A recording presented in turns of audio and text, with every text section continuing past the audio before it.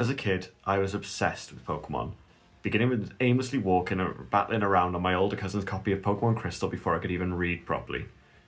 Little did I know that 20 years later, I'd be defending what some people see as the worst Pokémon games of all time.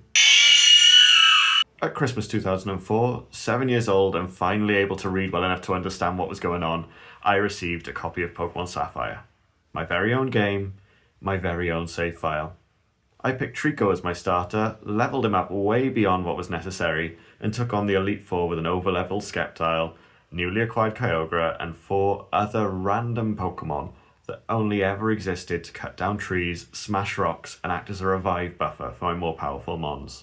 So when Pokémon Diamond and Pearl came around, I was deep in the Pokémon hype cycle.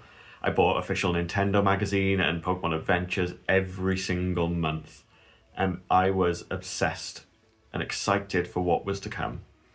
My parents moved us over to Australia in mid-2007, and in a country 10,000 miles away from where I'd grown up, my copy of Pokémon Diamond became one of my best friends. I loved playing through the first few gyms, and I have memories of defeating Rourke, resetting for a new starter, and trying again with all 3 options because I didn't know which starter I wanted most.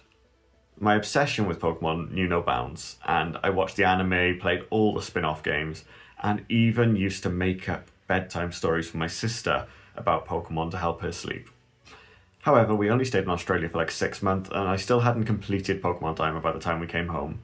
And one of those older cousins who'd introduced me to Pokémon years before introduced me to a whole new game in Vice, Action Replay.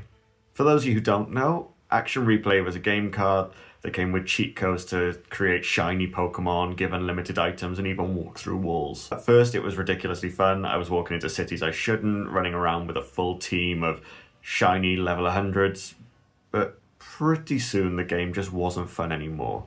And I turned it into such a glitch fest, what was it called, Odd Eggs, I think, that any hope of saving my old game file was gone.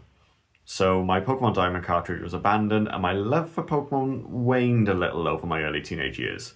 I didn't stop playing. I played Pokémon Heart Gold up until the first round of the Elite Four and never completed the Kanto side of things. I never completed Pokémon Black or White, though I owned them. And then finally, a whole 8 years after I first beat Pokémon Sapphire, I played through Pokémon White 2 to the very end. This was the start of a new renaissance for my love of Pokémon. I played through and completed every generation from then on, but I never went back to that old Pokémon Diamond save file, and at some point I traded in the game. So my love for Pokémon continued, but my feelings for the game that had arrived at the very peak of my fandom were kind of muted and muddied. So then when I sat down with my partner to watch the 2021 Pokémon Direct, I knew there were rumours of a Sinnoh remake coming out. I'd heard it might have graphics like Pokemon Sword and Shield, that it could even have a wild area in Pastoria City's Great Marsh, and that it could have Mega Evolutions. So imagine my disappointment when Brilliant Diamond and Shining Pearl were announced, looking like the originals with barely a coat of 3D paint and chibi characters.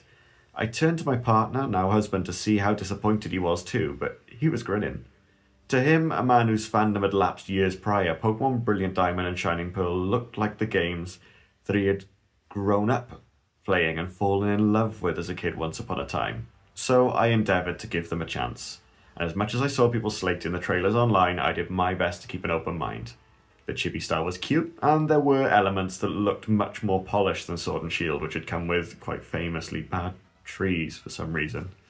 The design language was much more consistent than in Sword and Shield, I thought, and I really liked the look they were going for with the battles. So then, months later when the games came out, I found I really enjoyed them. And for the first time in 15 years, I played my way through the Sinnoh region like it was in Diamond, and I loved it for what it was. I felt almost like I did when I played Pokemon Sapphire as a kid. And playing through it at the same time as my partner gave me the social aspects I'd craved as a lonely British immigrant kid in Australia. I also really enjoyed some of the new additions like Ravenous Park in the place of Pal Park to catch old legendaries, and the new Grand Underground kept me going back in a way the original Underground hadn't. I'd just always kind of fallen out of that when I was playing it as a kid. A Houndoom I caught in the Grand Underground sometime after the 4th gym, then actually carried on with me all the way to the Elite Four, which, considering the lack of fire types there were in Sinnoh, was great, because it added something new.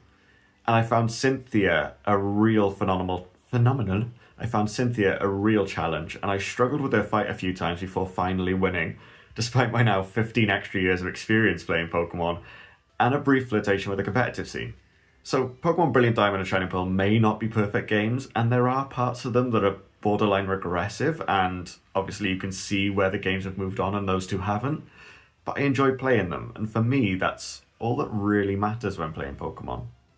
That much hasn't really changed since I was 7 years old, playing Pokemon Sapphire under the covers. To this day, I'm a Pokemon superfan, through games that are good, bad, and ugly.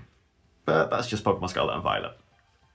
Are there any games that you'd like to see reappraised by the fandom? Let me know in the comments, and subscribe if you'd like more doses of Pokemon nostalgia. Thanks for watching.